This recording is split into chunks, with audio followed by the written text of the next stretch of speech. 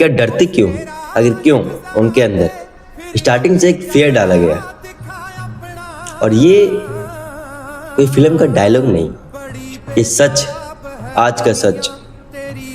कल मैं एक मेड को छोड़ने के लिए कस्टमर के घर पे गया था। तो मेड जब यहाँ से निकली ना ऑफिस से, जब मैं उसको लेके जा रहा था रास्ते में, तो वो काफ़ी डरी हुई थी। तो मैंने उससे पूछा, क्या हुआ, आप इतने डरे हुए क्यों हो? तो वो मतलब जोर जोर से सांस ली थी। मैंने बोला, आपकी तबीयत सही है ना? कि नहीं भैया, मेरी तबीयत सही है, लेकिन ना मुझे डर लगता है। बोले, किस चीज़ से? लड़के से, दुनिया से। बोले, ऐसा क्यों? कि मुझे स्टार्टिंग से मतलब बताया गया है कि नहीं, ये सही नहीं है, वो स्टार्टिंग से घर से नहीं निकले हो। तो बोले, आखिर आप तो काफ़ी पढ़े लिखे लग रहे हैं, काफ़ी मतलब यंग भी है, और आपका तो आप तो काम कर सकते हो, ऑफिस में भी काम करते हो, तो आप ये मेड वाला काम क्यों कर रहे हैं? तो उसने जो बताया ना, मैं वो सुन के शॉक्ड हो गया। बोले, ऐसा क्यों?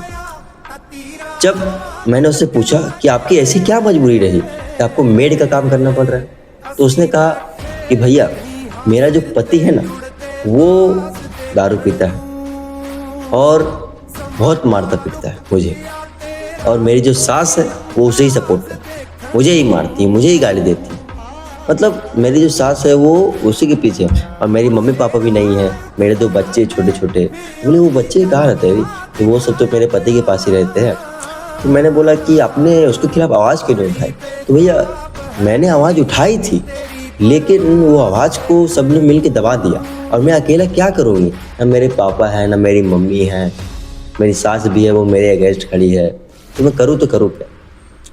तो मैंने कहा, देखिए, ये दुनिया जो है ना, आजकल की दुनिया ऐसी ही है। लोगों ने इसे इतना गंदा कर दिया है ना कि लड़कियों को अंदर एक अलग सा डर जाग गया है। आज की लड़कियों को लगता है कि नहीं, ये सही नहीं है, वो सही नहीं है। तो इस कहानी से हमें पता चलता है कि लड़कियां डरती नहीं हैं। असल में उन्हें डराया जाता है, स्टार्टिंग से बताया जाता है, अरे वो गली से मत जाना, वो एरिया खतरनाक है, वो लड़कों से मत मिलना, वो बहुत गंदे हैं। तो हमें ज़रूरत है सोसाइटी को सुधारने की, अपने आप को सुधारने की। अभी कोई भी रेप केस होता है, कोई भी केस आता है, तो लोग क्या करते हैं, मोमबत्ती जला के घूमने लगते हैं इधर से उधर। अरे भाई, मोमबत्ती जलाने से कुछ नहीं होगा, ये मैं लिख के देता हूँ। अगर तुम्हें बदलाव करना है तो तुम खुद से शुरुआत करो। बदलाव करो तुम अपने आप में, सोसाइटी में, लड़कों में, इन्वायरमेंट में, ये सब में बदलाव करो, देखना बदलाव अपने आप हो जाएगा। और लड़कियाँ, मैं तो आप लोगों के लिए एक ही मैसेज देना चाहता हूँ कि डरो मत, लड़ना सीखो। तुम जितना ही डरोगे ना, दुनिया तुम्हें उतना ही डराएगी। तो कभी भी अगर तुम्हें अनसेफ फील हो ना, तो तुम डरो मत। अगर डरेगी ना, तो 100% तुम्हारे साथ कुछ ना कुछ गलत है। अगर तुम लड़ोगी तो शायद दुनिया तुम उसके खिलाफ, उसके अगेंस्ट आवाज़ उठाओ, देखना।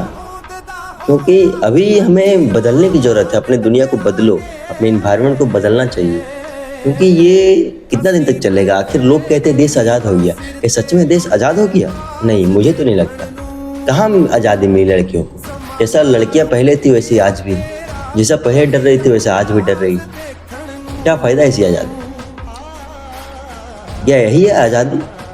आज़ादी सिर्फ हम लड़कों के लिए, लड़कियों के लिए नहीं है आज़ादी। लड़के रात में 10-10 बजे तक घूम सकते, लड़के नहीं घूम सकते। क्यों?